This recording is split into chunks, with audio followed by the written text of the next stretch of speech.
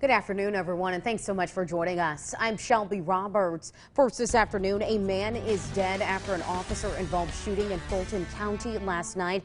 That incident happened in the 1200 block of Broadway in Lewistown. That was around 9:30 last night. Investigators tell us that a Fulton County deputy and a Lewistown police officer came across a man who was wanted on a warrant. Now, police say that man pulled out a gun, pointed it at the two officers.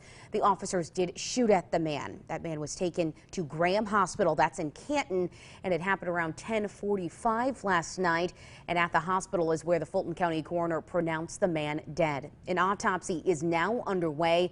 No police officers were hurt in that case. Illinois State Police are now taking on the investigation. We turn now to your local election coverage. With 100% of precincts now reporting, Democrat Cheri Bustos wins re-election to the U.S. House of Illinois 17th Congressional District. Now, this particular district represents Henry, Knox, Fulton, and parts of Peoria and Tazewell counties. The Associated Press is now calling this race. Bustos' Republican challenger Esther Joy King, though, is not conceding as it stands now. Her campaign is citing concerns about what they're calling unaccounted for vote by mail ballots and concerns with election returns. We are working to speak with her more on that matter. In another ballot item, the West Peoria Township is dissolving after 58% of people voted yes to cease the township. But what does that actually mean? Well, yesterday, a West Peoria city administrator says it really doesn't change too much. Kinga Kreider says that the city already managed some township responsibilities like roads. She tells us that the township's main purpose was to provide help to neighbors with government assistance. Now that duty is on the city. Kreider believes that many people won't actually notice a difference and thinks it's a welcome change. Simplifying government, especially for the residents, it's always a good move, in my opinion. It helps them to understand better what is the government doing for them, and then helps streamline everything. And she says the transition is manageable and says that the city is capable of handling it. In Woodford County, officials ran into an unusual situation on election night on Tuesday. The county saw an influx of voters, which led to polling places running out of ballots. But at some polling locations, Woodford County voters were turned away. The county clerk tells us it was not only due to people registering and voting on Election Day, but many voters who ordered mail-in ballots decided to vote in person instead of taking away ballots that were originally meant for in-person voters. Now, the clerk says that Woodford County usually never orders enough ballots for a 100% voter turnout. She says after hearing some precincts in Roanoke and El Paso also ran out of ballots, they redirected people to the Eureka Courthouse to vote after the 7 p.m. deadline. When we got down to the wire, we knew we were not going to be able to get the ballot to that precinct in time, and we had instructed the election judges at the polling places to give us a list of names of those voters who still wanted to vote, because we feel it was important that they have the right to do so. Dawn Kupfer says in the future she will be ordering more ballots. But despite the hiccup, she tells us that they were happy to still be able to help more than 20,000 people vote this year. A push to stay calm during this vote count, with mail-in ballots still in transit for the presidential election. Several civil rights organizations in Bloomington are telling community members to not overreact. Last night, a meeting was held by elected officials, the Twin Cities NAACP, Black Lives Matter representatives, and others working to prevent violence before it happens. WMD's Manoj Kungari shows us how they plan to do so. With the pandemic adding fuel to political fires and anger flaring on both sides of the aisle, Bloomington Normal's civil rights organizations have one message for the community. Remain calm, to not necessarily go out and protest or give in to divisiveness, right? But to just wait it out. Every vote should be counted.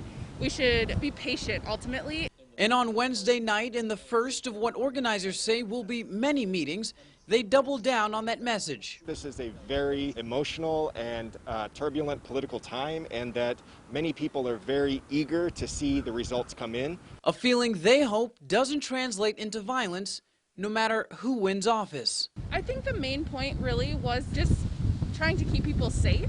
We don't want to open up the door for violent extremism. Organizers say they'll get together every night until the final ballot is tallied. We wanted to provide a space for the community to come together in a safe and responsible way, both to get reliable information from organizations and community leaders that they trust, as well as to have a place to reach out for support. The meetings are open to all and are on Zoom. The next one will be Thursday night at 8 p.m. Visit our website, ciproud.com, if you're interested. Reporting in the Twin Cities, I'm Minaj Kwangwari. Yesterday was the first day of the state's COVID-19 mitigation plan for Region 2, which does include our viewing area. And Illinois State Police will now be enforcing the order. Now, under the governor's rules, restaurants and bars are not allowed to serve customers inside. They do have to close before 11 p.m. and they cannot be over a 25% capacity limit. In a statement from ISP, they say the Illinois Department of Public Health requested their assistance to enforce those rules. Quote, as outlined in the administrative rule, enforcement is an incremental process starting with a notice of non-compliance. If businesses continue to not comply, state or local law enforcement can issue the business a misdemeanor citation similar to enforcing indoor smoking laws, end quote. We've got more details on this matter on our website, ciproud.com. Leaders in McLean County writing a letter to the governor hoping to reverse those mitigations. This comes in response to the positivity rate of COVID-19 being above 8% for 3 consecutive days. Both Twin Cities mayors say that they are hoping the letter leads the governor to change the criteria that determines which region gets penalized. Things here are not that dramatically different from what they were a week ago or 5 days ago or 2 weeks ago. There are some other areas that don't have the hospital capacity that we do that have not followed through. Current criteria is rolling rates of positivity, and we're not taking into account ICU beds, regular hospital beds, and ventilators. The mayors tried a similar approach in March, but their appeal was rejected by the governor. The McLean County Health Department is now reporting that another person has died because of COVID-19. Those officials say that the person was a woman in her 30s with no known underlying health condition. She was also not associated with any long-term care facilities, they tell us. As of today, there are 104 new cases of COVID-19 in the county. 507 people are isolating at home. 12 McLean County residents are in the hospital, none of which are in intensive care. There are 4,162 people that have been released from isolation and are considered recovered. The rolling 7-day positivity rate is 7.1%.